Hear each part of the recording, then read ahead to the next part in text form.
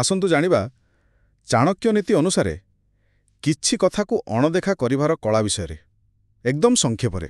ଆଚ୍ଛା, ତେବେ ଏହି ଜ୍ଞାନ ଆସିଛି କୋଉଠୁ? ଏହା ହେଉଛି ଆଚାର୍ଯ୍ୟ ଚାଣକ୍ୟଙ୍କ ନୀତିଶାସ୍ତ୍ରର ସାର। ଆପଣ ଜାଣନ୍ତି ତ, ପ୍ରାଚୀନ ଭାରତର ସେହି ମହାନ ଗୁରୁ ଆଉ ରଣନୀତିକାର।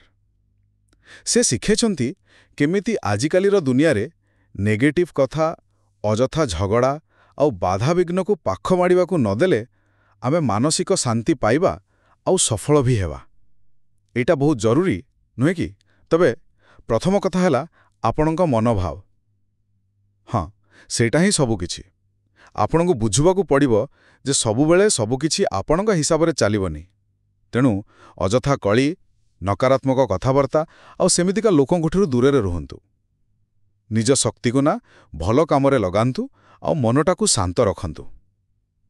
ମନେ ରଖିବେ, ମନ ହିଁ ଆପଣଙ୍କର ସବୁଠାରୁ ବଡ଼ ଶକ୍ତି। ଦ୍ୱିତୀୟରେ, ଦେଖନ୍ତୁ, ସବୁ କଥାରେ କ'ଣ ଜବାବ ଦେବା ଦରକାର? ପ୍ରତି କଥାରେ ସଫାଇ ଦେବା କିମ୍ବା ତୁରନ୍ତ ରାଗିଯିବାଟା ବନ୍ଦ କରନ୍ତୁ। ବେଳେବେଳେ ଚୁପ୍ ରହି ନିଜ କାମରେ ଲାଗି ରହିବାଟା ବେଶୀ ପ୍ରଭାବଶାଳୀ ହୁଏ। ଯିଏ ଆପଣଙ୍କୁ ସତରେ ବୁଝେ ତା ପାଇଁ ଆପଣଙ୍କ ଚୁପ୍ ରହିବା ହିଁ ବହୁତ କିଛି କହିଦିଏ। ବିଶ୍ୱାସ କରନ୍ତୁ, ସମୟ ଆଉ ଆପଣଙ୍କର ସଫଳତା, ଏହାଠୁ ବଡ଼ ଜବାବ ଆଉ କିଛି ନାହିଁ। ଆଉ ଶେଷ କଥା, ନିଜ ଲକ୍ଷ୍ୟ ଉପରେ ହିଁ ନଜର ରଖନ୍ତୁ।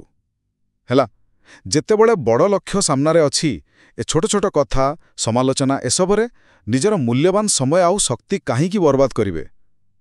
ଲୋକେ ତ ଚେଷ୍ଟା କରିବେ ଆପଣଙ୍କର ଧ୍ୟାନ ହଟେଇବାକୁ, ବାଧା ବି ଆସିବ, କିନ୍ତୁ ଆପଣ ବିଚଳିତ ହୁଅନ୍ତୁନି। ନିଜ ରାସ୍ତାରେ ସ୍ଥିର ରୁହନ୍ତୁ। ଅଦରକାରୀ କଥାକୁ ଅଣଦେଖା କରିବାଟା ହିଁ ସଫଳ ହେବାର ଗୋଟେ ବଡ଼ ଉପାୟ।